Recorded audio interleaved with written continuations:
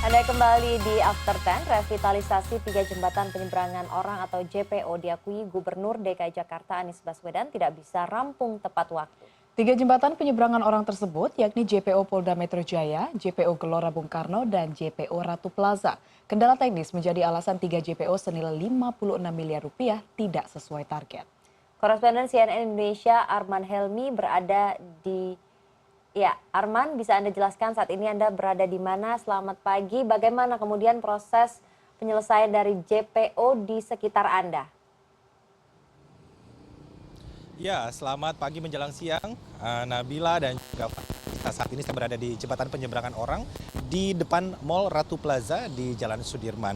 Kalau bisa saya ceritakan atau saya gambarkan saat ini, kondisi jembatan penyeberangan orang di depan Mall Ratu Plaza memang terlihat sudah hampir rampung begitu. Seperti atau menurut yang dikatakan Gubernur DKI Jakarta Anies Baswedan bahwa pengerjaan revitalisasi JPO ini sudah mencapai 95% pengerjaannya, berarti tinggal 5% lagi, dan itu menurut Gubernur DKI Jakarta seharusnya sudah harus selesai dalam minggu-minggu ini maksimal akhir Januari 2019 seperti itu.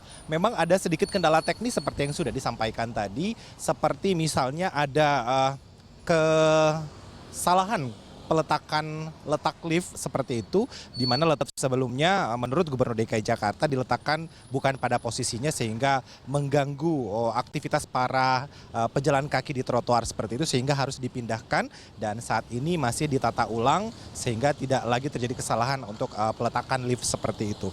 Nah, memang jembatan penyeberangan orang ini setelah direvitalisasi ada beberapa fasilitas tambahan seperti yang tadi sudah saya sampaikan, ada lift seperti itu bagi para pejalan kaki, terutama bagi para difabel ataupun juga para lansia yang akan menggunakan atau menikmati jembatan penyeberangan orang ini dengan lebih mudah menggunakan fasilitas lift. Kemudian juga dilengkapi dengan penerangan lampu yang lebih daripada cukup atau memadai sehingga pada malam hari para pejalan kaki tidak harus takut karena cahaya ataupun juga lampu di jembatan penyeberangan orang dirasa ini juga cukup memadai seperti itu.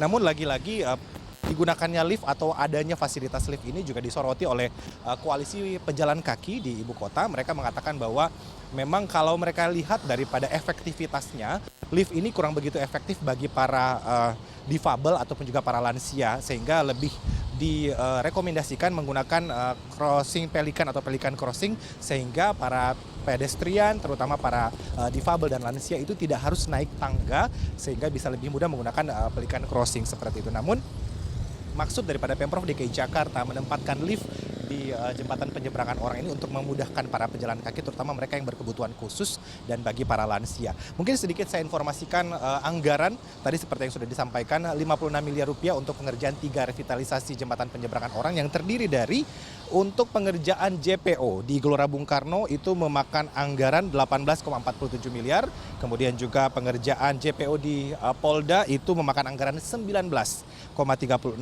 kemudian pengerjaan JPO di Ratu Plaza memakan anggaran 17,39 miliar, dan ada anggaran 1 miliar rupiah untuk memakai jasa konsultan atau tenaga ahli seperti itu, sehingga di total semuanya menjadi 56 miliar rupiah. Diharapkan sekali lagi bagi masyarakat atau para pejalan kaki yang ada di Jakarta, mohon untuk sedikit bersabar ya. Pemprov DKI Jakarta atau Gubernur DKI Jakarta meminta agar supaya pihak terkait dalam hal ini Dinas Bina Marga agar segera merampungkan revitalisasi ini sehingga bisa mempermudah bagi para pejalan kaki yang akan menikmati ataupun juga merasakan jembatan penyeberangan orang ini. Kalau misalnya kita melihat ke belakang juga, koalisi pejalan kaki sempat menyoroti bahwa hadirnya JPO di ibu kota ini memang dirasa tidak begitu efektif karena tercatat menurut data mereka ada 30 JPO yang ada di Jakarta itu tidak efektif atau terbiarkan. Dilihat daripada lantainya sudah keropos atau berkarat, kemudian juga tidak dilengkapi dengan fasilitas lampu dan juga fasilitas-fasilitas lain bagi para difabel ataupun juga lansia. Hal ini bisa dilihat misalnya pada JPO yang terletak di kawasan Sarinah, itu kurang lebih ada 9 tahun liftnya tidak berfungsi. Kemudian juga JPO di halte Tosari di kawasan Bundaran Hotel Indonesia juga ada 2 lift di sana yang sampai saat ini juga belum berfungsi. berfungsi, sehingga koalisi pejalan kaki berharap ataupun juga menghimbau kepada aparat terkait, kepada Pemprov DKI Jakarta agar supaya perawatan ataupun juga maintenance daripada lift yang ditempatkan di jembatan penyeberangan orang ini juga turut diperhatikan supaya itu tetap terus berfungsi seoptimal mungkin seperti itu. Mungkin ini dulu yang bisa saya informasikan karena sejauh ini kami dilarang atau tidak boleh atau tidak diperkenankan untuk mencoba jembatan penyeberangan orang ini karena memang akses ataupun juga jalan menuju ke atas itu saat ini ditutup untuk masyarakat karena memang masih terlihat ada pengerjaan proyek-proyek di sini sehingga para pejalan kaki ataupun juga masyarakat diharapkan jangan dulu melintas ataupun jangan dulu menggunakan jembatan penyeberangan orang ini. Nabila dan Farhanisa. Ya, baik. Terima kasih Arman Helmi atas laporan langsung Anda dari kawasan Sudirman, Jakarta.